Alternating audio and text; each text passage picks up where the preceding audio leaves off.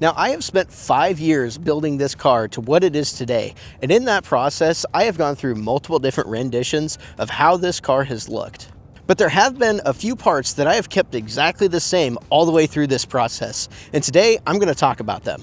We're going to take a look at the top 5 modifications that I've done to this car that could easily apply to any classic car of this era. Now, we all love the look of these cars, the stance, the boxiness, the ruggedness of them. With that ruggedness comes a little bit of drivability that is left to be desired. Now, what is left to be desired? Well, ever since I got this car running, I've been driving it multiple times a week, summer, winter, whatever. And there's a couple of things that I've noticed that just needed help. It just made the driving experience so much better fixing these. And so to start things off, we're gonna get inside the car. Now, if you're familiar with these old V-bodies, you can tell that the interior of this car is quite a bit different than what came stock.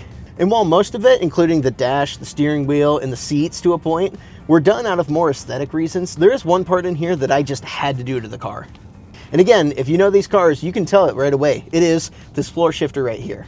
Now, originally, this car at least had this column shifter, and while it worked, I didn't have the linkages, which made me use a cable, and I just kept frying that cable, and it always felt so sluggish trying to use it. And so I just had to upgrade to something else, and a floor shifter just seemed like the perfect idea. This one right here is a TCI Fastgate, and the cool thing about this is I can't overshift it. Now, what does that mean exactly? Well, I'm gonna put my foot on the brake. If I shift this all the way down to first gear, no matter what I do when I go into second gear, I can't go past it. The only reason it shifted right there is because I let off pressure enough to let it slip down and push forward into the next gear. And I'll show you that again. So here it is, push down. I still have pressure on it. No matter how hard I push that, it's not going into the next gear. The only way I can push it into the next gear is if I let off, lets this drop. Now it's going into drive. And again, same thing, I can't push it into neutral right now because it's in drive and I'm pushed against that block. Now it does that, push it into neutral, there's just a slide into neutral, and I can't go into reverse. Now, what is this for? Well, this is for drag racing mainly. What you want is you want that firm positive shift into the next gear, but you don't want to accidentally shift like you would in the column shifter because there's no blockage of going up and down with the original shifter on here. There's no blockage of going accidentally from first to third or second to neutral. And overall, you don't get that sluggish feel that the old column shifter used to have. Even though this is running cable, it's a more direct input. And the cable is routed completely away from the engine, the exhaust. I'm not gonna have to worry about it getting hot and melting. And also, just as a side note, I absolutely love that I have this center console. Now, this originally came with a buddy seat, and while you could, from the factory, have a console here as well, it didn't have cup holders. It had storage, but nothing nearly as much as this. And I just absolutely love this thing. So not sponsored or anything, I just thoroughly enjoy this console, so I'm gonna leave a link in the description to where I found this. Go take a look at them. All right. Time to hop out of this car because the next one is on the outside.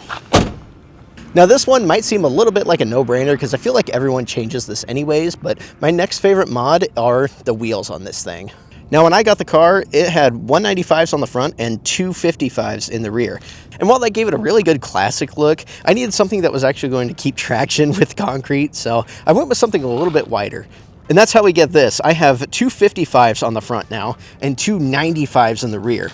And let me tell you, this thing feels like it is not going anywhere. I mean, I know these cars aren't supposed to corner that well, but it feels so much more planted as I'm going through the corners. But like I said, unless you're going for an original factory restoration, you don't really see them with stock wheels anymore, so this one's kind of a gimme. And now I also stepped up from 14-inch to 15-inch wheels, and that allowed me to put disc brakes on the front of this. And I'll tell you what, those make a world of difference when I'm trying to brake now. And that's why I think brakes are definitely another modification that you need to do to your classic car. Now, a lot of times these classic cars come with drum brakes, and while they do serve their purpose, they leave a lot to be desired.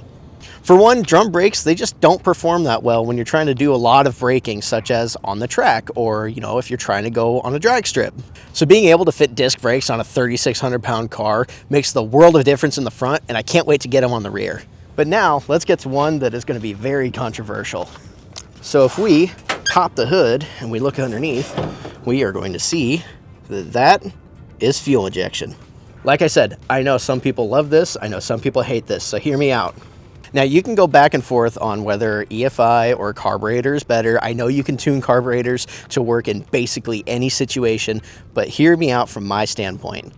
I have a very analytical mind, and that means I'm always looking at the data that this thing is producing, and I'm always trying to fine tune it. And to me, having that modern technology in this car just adds to the drivability and the fun of this. I can turn the key, not have to worry about anything, and it also adjusts on the fly without having to turn a screwdriver.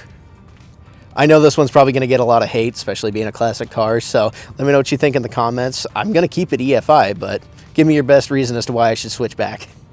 So now it's a little bit darker out, and I'm going to show you the last of my top 5 as to what you need to do to your classic car, and that is updated lighting. Again, from the factory, these are incandescent lights, and they really don't show you much when you're going down the road at night. So what I've done is updated everything to LED lighting. Yes, you're probably going to be that one dude with the LED lights, but you're actually going to be able to see in your classic car. And yes, that includes the tail lights as well.